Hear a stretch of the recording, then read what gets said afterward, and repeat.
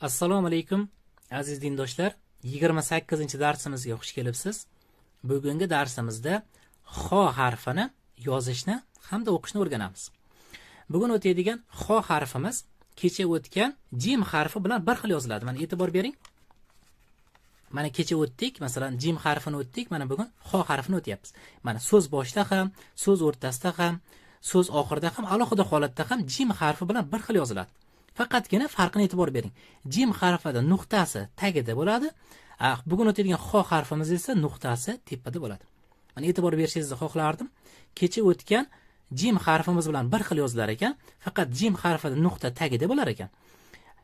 Xo harfida esa bugun o'tadiganimizda nuqtasi ustida bo'lar ekan. Xo'p. Yozilish masalasi kecha o'tgan jim harfimiz bilan bir xil ekan, faqat e'tibor berishimiz kerak, nuqtasi bunda ustida bo'lar ekan. Agar tagida yoki bo'lmasa kecha o'tganimizda ichida nuqtasi bo'lib qolsa, u jim harfi bo'lib qoladi. Xo'p, yozilish masalasi xuddi shu holatda bo'ladi. Endi xo harfini o'qilishga keladigan bo'lsak, bizdagi qattiq x ga to'g'ri keladi. Bizdagi qattiq x bilan bir xil, faqatgina sal xirillash xususiyati bor. Masalan, bizda ham borki, qattiq xni o'qiyotganda x deymizki, sal xirillaydi. Shu bilan bir xil. Shu xislati bor. Faqatgina arab tilida bunga juda ham e'tibor berishimiz kerak hisoblanadi. Masalan, bizda yumshoq x bilan qattiq xni bir-biriga ishlatib ketaveramiz-ku, to'g'ri?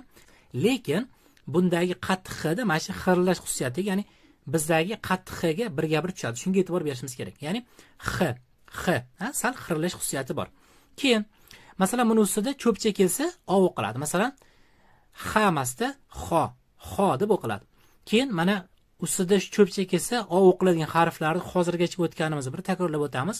Masalan, bunisi cho'pcha kelsa ro, qo, so, to hamda xo deb mana masalan ustida cho'pcha kelsa o o'qiladigan harflar shular hisoblanadi. Bir takrorlab o'tdik. Demak, yana takrorlaymiz. Bizdagi qattiq x bilan bir xil ekan, sal xirillash xususiyatiga e'tibor beramiz. X, ya'niki h emasda x. Shunga e'tibor bersak bo'ldi. Endi kitobdagi misollarni birgalikda o'qib ko'ramiz. Kitobdagi so'zlarni bir boshdan boshlab o'qiymiz. Mana e'tibor bering, ustida nuqtasi bor, demak bu xo harfi hisoblanadi. Shunda x, ob, xob. Sal xirillash bor, qarang. Ya'niki hob emasda xob. B harfini ustiga yumaloq kelsa 14-darsda o'tganmiz, e ga mol tebratiladi. Endi bunisi x, o, l, xol. X, o, r, o, j. J harfini ustiga yumaloq kelsa, e ga mol tebratamiz, bunga e'tibor beramiz. Shunda xoroja. Xo'p, qarang. Bitta e'tibor bergan narsamiz, xo harfini ustida cho'pcha kelsa, o o'qiladi. Shunda xoroja. Endi bunisini o'qib ko'ramiz. X, o, b, r. Xobar. Bizda mana shu so'z o'zbekchaga kirib kelgan, faqat xabar deymiz, buni. Xabar keldi deymiz. Lekin arabchasi, qarang. Arabcha ham bor ekan bundaqa. Xobar deb o'qilar ekan. Ya'niki a o'qib qo'ymang demoqchiman. Demak, xobar. Endi bunisini o'qib ko'ramiz. X, o, sh, a, b. Bni ustiga yumaloq bor, tebratamiz. Shunda xoshaba. Endi bunisini o'qib ko'ramiz. X, o, l, a, f. Xolaf. Xoyru. Xotimu. Endi qarang, mana yana noodatiy holat. Mana bu kecha o'tganimiz bilan bir xil. Kecha ham shunaqa deysizda, m harfi faqatgina jim harfining tagida kelgandi, bu safar xo harfining tagida kelyapti.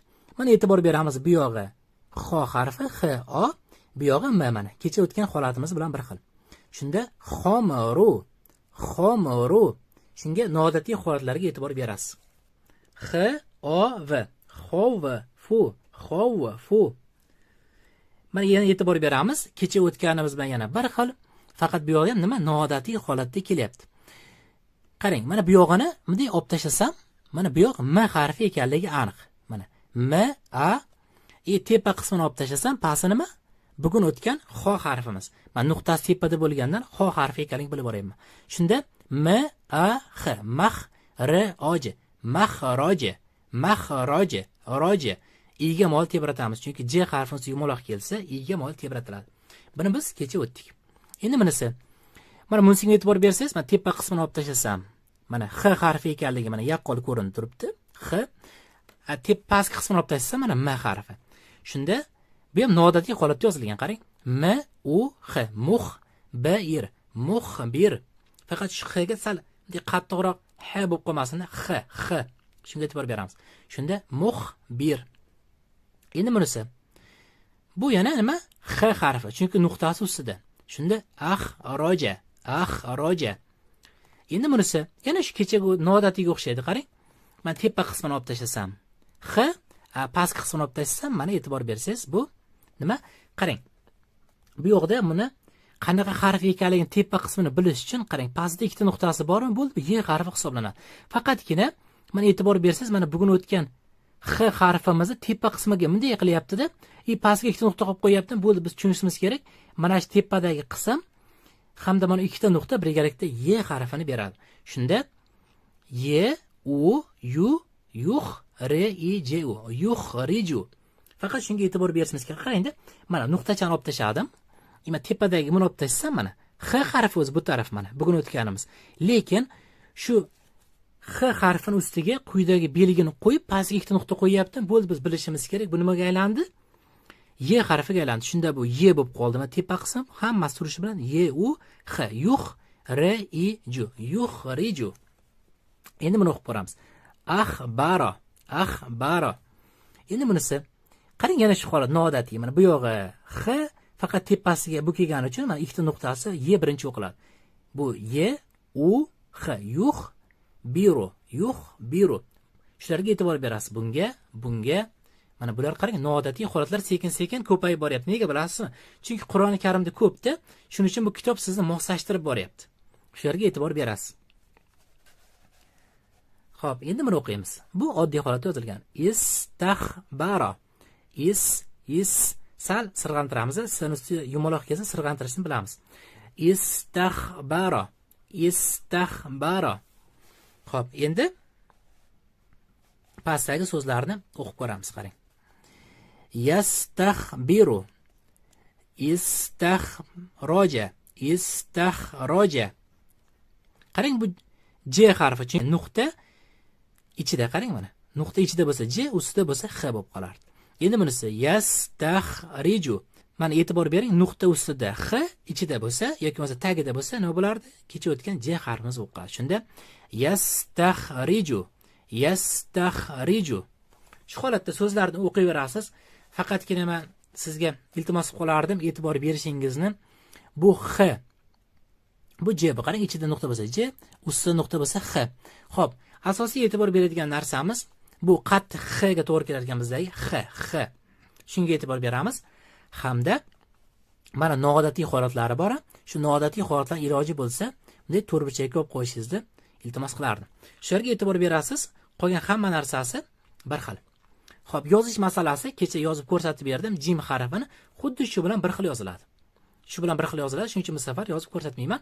Xo'p, uyga sifa sizga har doimgidek birinchi 28-darsni ko'chirib olasiz. 28-darsni ko'chirib bo'lganingizdan so'ng mana kitobdagi misollarning har birini yozib bizga jo'natsangiz, biz har doimgidek yana tekshirib beramiz.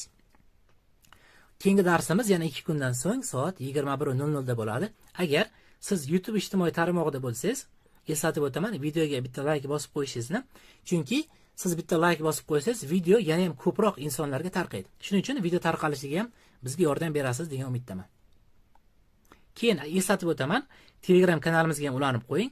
Telegram kanalimizda har kuni 14:30 da test bo'ladi.